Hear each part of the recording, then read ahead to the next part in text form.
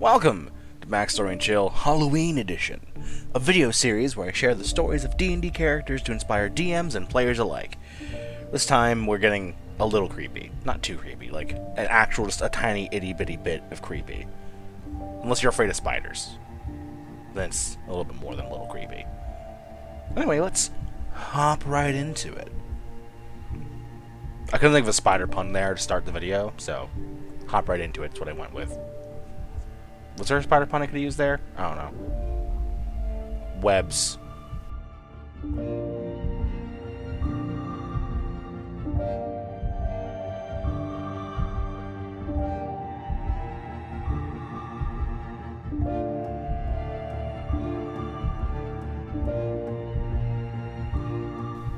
Weekly experiment log number 23. I have finally been provided a human test subject by my employers. The data indicated for quite a while that I would be getting no further experimenting on animals. The mutations and subsequent transformations tend to be too violent for lesser creatures to handle. Hopefully, the body of our new test subject will be able to survive.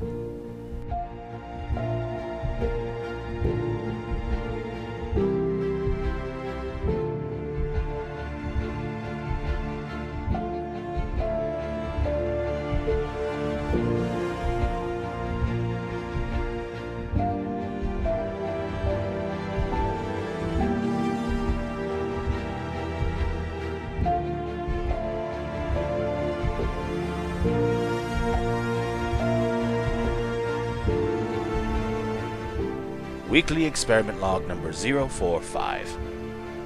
We have needed more and more subjects as the experiment continues. We have found that those of orcish descent are most likely to survive beyond a day after the formula is injected.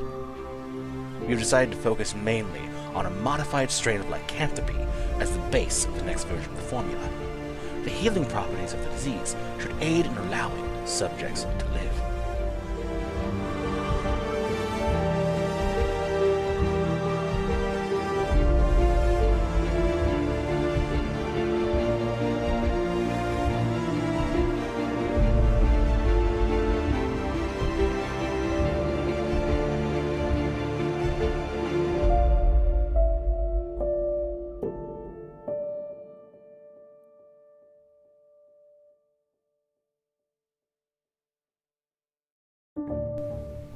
Weekly experiment log number 159.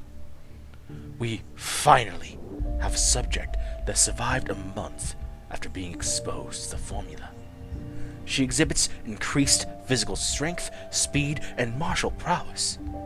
There are deformities as a result, but this is a negligible side effect. The lycanthropy is fulfilling its intended purpose in healing her faster than the mutations can kill her. She has begun to grow adept with those abilities, calling forth the transformation at will.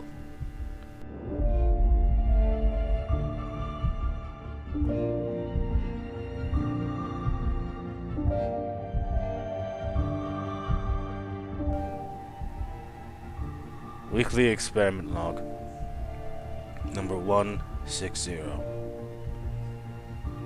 The subject was released from her bonds by one of my assistants, who seemingly grew to oppose my methods. She killed most of my staff and has locked me within a cell with nothing but this journal to keep me company. I worry she isn't done with me. The assistant that freed her was left alive and seems to be acting as my jailer until she returns. May the gods have mercy on any soul that gets in her way.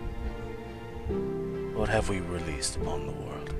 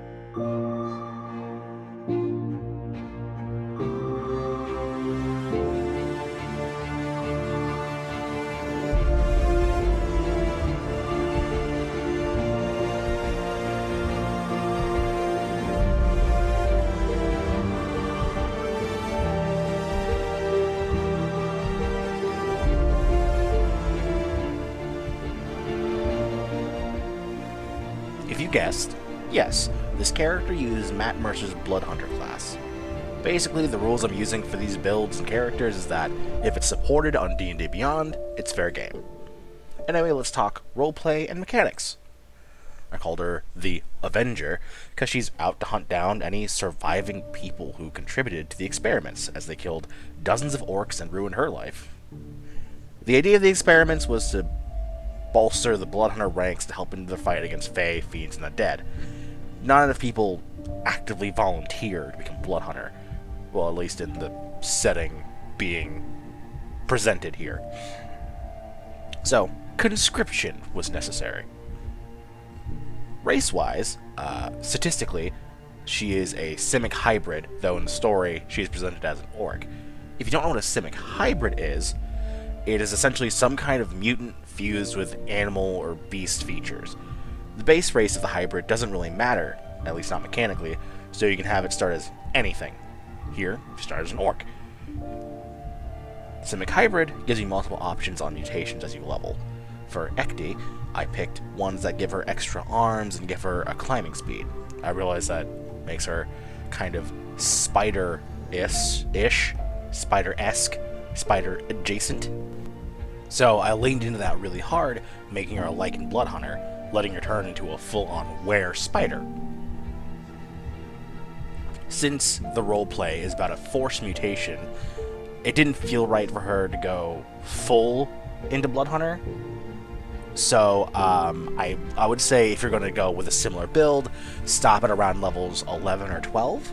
And then for our other class, what I went with is a champion fighter, because that class is really unobtrusive in any multi-class. It doesn't add any lore to it necessarily. It doesn't add another layer of theming or roleplay. So it can mix in pretty well for any already complicated character. But hey, build how you want. No wrong way to play. Anyway, I'll be seeing you all next time. I hope you enjoyed this episode.